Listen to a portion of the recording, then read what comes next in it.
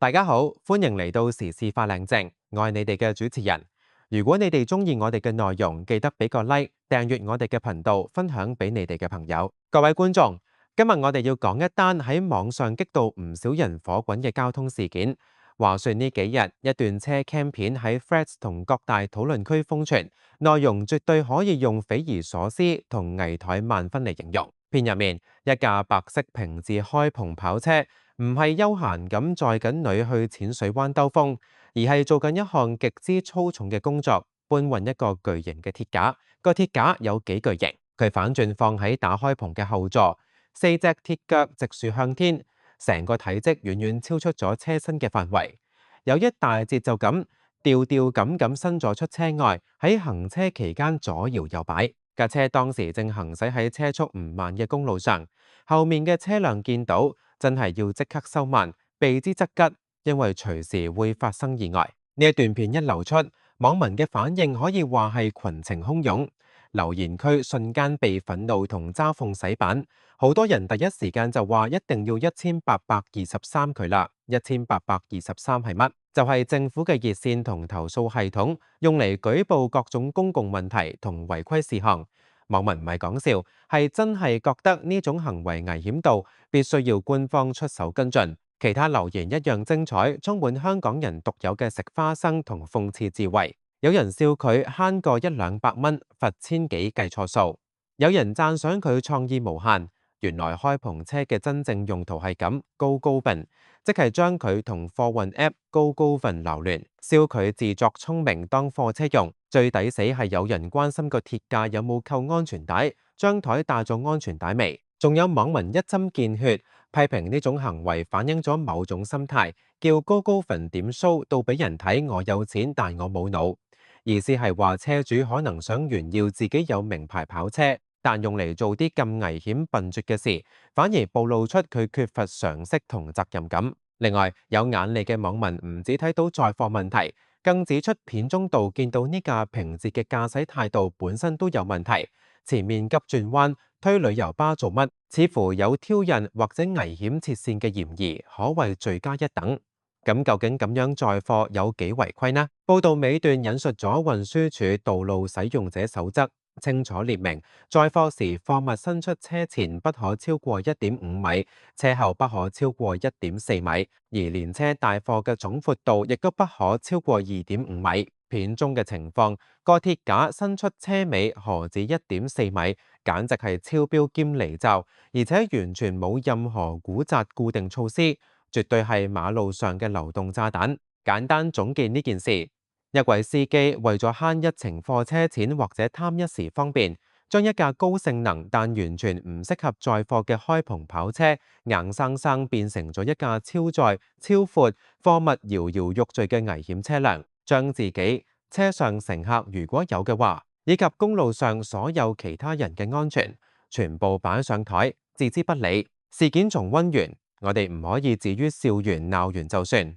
一單咁離譜嘅事件能夠喺光天化日之下發生，並且被人記錄低，反映嘅可能係一啲更深層次、更普遍嘅問題。等我同大家逐一拆解。一、僥倖心態同成本錯配，駕駛者嘅自私算盤。首先，我哋必須嘗試理解並非認同呢位司機當時嘅心態。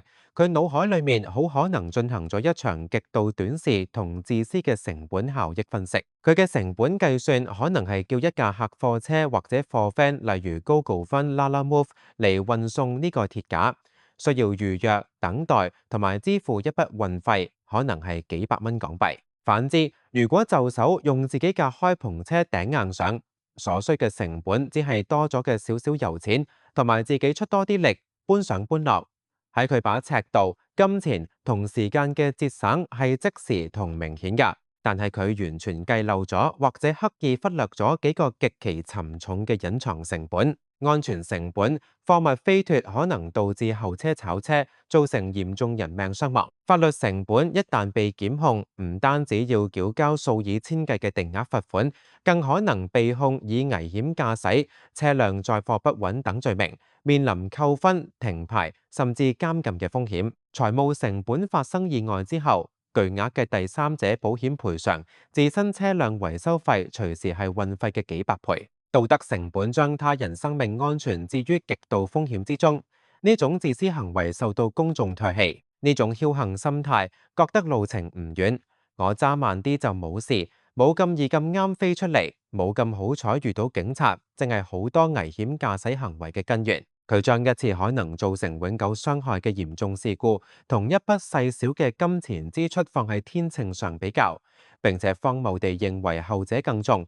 呢種心智係道路安全嘅頭號敵人。而對交通工具功能嘅謬誤理解與萬能 key 心態。第二點，我哋要睇下佢對汽車呢個工具嘅理解。一架平治開篷跑車設計同工程嘅目的係為咗提供高性能嘅駕駛體驗、舒適嘅乘坐感同埋某種形象展示。佢嘅車架、懸掛系統、安全設計都係圍繞呢啲目的。而搬運大型、沉重、不規則嘅貨物係貨車、客貨車嘅專業功能。呢類車有更堅固嘅車身結構、更低嘅地台、固定貨物嘅錨點，同埋最重要嘅係司機接受過相關安全訓練。今次事件嘅司機似乎有一種我架車萬能嘅心態，佢認為只要個貨物塞得入，架車就行得動。佢冇考慮到重心轉移一個高聳嘅鐵架會極大影響車輛轉彎時嘅重心，容易導致翻側、視野阻擋。後方伸出嘅貨物會完全阻擋車內後視鏡嘅視線，形成巨大盲點。結構壓力，跑車嘅車身同懸掛並非為承載此類重物而設計，可能造成損壞。緊急情況，一旦需要急剎車，呢個冇固定嘅鐵架會因為慣性像炮彈一樣向前衝，直擊前座司機同乘客。將專注於速度同靈活性嘅跑車當成力大無窮嘅貨車使用，係一種對機械工程同物理定律嘅傲慢忽視，亦係對自己同他人生命安全嘅極度不負責任。三、法律認知薄弱同有法不依嘅環境。第三，我哋要檢視一下法律同執法嘅層面。運輸署嘅道路使用者守則寫得清清楚楚，點解依然有人犯？可能反映兩個問題：一係駕駛者根本唔知法，或者知啲唔知啲。考車牌時，呢類關於載貨、貨物尺寸嘅規例，可能只係筆試裡面一兩題選擇題。好多考生考完就忙。日常生活中，除非職業司機，好少普通車主會特登去重溫呢啲守則。法律意識薄弱，令佢哋唔知道自己做緊嘅事有幾危險、幾違法。而係執法嘅阻嚇力可能不足。雖然有法可依，但係公路上嘅警察巡邏並非無處不在。好多駕駛者就係搏唔會咁啱遇到交警，即使被影到，如果冇導致意外，最終係咪真係會收到傳票、受到處罰，喺部分人心目中可能係個問號。呢一種被捉到機會率低嘅感覺，變相助長咗僥倖心態。四、公民社會嘅覺醒由圍觀到舉報。今次事件有一個非常突出而且值得鼓掌嘅現象，就係網民嘅反應。大家唔再停留喺食花生、笑兩聲就算，而係好一致、好明確咁提出行動方案，一定要1823佢啦。呢個呼聲好重要。1823電話中心同投訴系統係市民監察社會、參與治理嘅一個重要渠道。網民意識到，對於呢種明顯而迫切嘅公共危險，每個見到嘅人都有責任採取行動。拍片嘅人提供證據，見到嘅人協助傳播同呼籲舉報，咁樣就可以形成一股民間監督嘅力量，去彌補官方執法巡查嘅空隙。呢種公民舉報意識嘅提升係社會進步嘅表現。佢代表大家明白，道路安全唔單止係警察嘅責任，亦係每個道路使用者嘅責任。維護一個安全嘅環境，需要每個人出一分力。今次網民齊聲呼籲打1823，正正係呢一種公民意識嘅具體展現。五、社交媒體嘅雙刃劍效果記錄、放大與審判。最後，我哋不得不提社交媒體喺呢類事件中扮演嘅角色。呢一段片之所以成為熱話，全靠社交平台嘅快速傳播。呢把雙刃劍有幾個效果：記錄同證據。車 cam 同手機令到幾乎每宗公路奇觀都無所遁形，成為鐵證。輿論放大一個人嘅危險行為，會瞬間被成千上萬人審視、批評，形成巨大嘅輿論壓力。呢種壓力本身就係一種社會制裁。公開審判與教育討論區嘅留言，無論係憤怒定係諷刺，其實都係一場公開嘅安全載教育。其他睇到嘅司機可能會心虛，諗下自己有冇做過類似嘅事，從而起到警示作用。可能嘅網絡暴力，當然如果事件主角嘅個人資料被起底，就可能會演變成網絡欺凌，超出咗就事論事嘅範圍。呢點需要警惕。總括而言，社交媒體將以前可能冇人知嘅危險行為擺咗喺公眾聚光燈下，加速咗社會對呢類問題嘅共識形成，就係零容忍。總括嚟講，面對呢種馬路炸彈，除咗鬧同舉報，我哋作為社會一份子，可以點樣從根本去思考同改善？首先，安全教育必須與時並進，深入人心。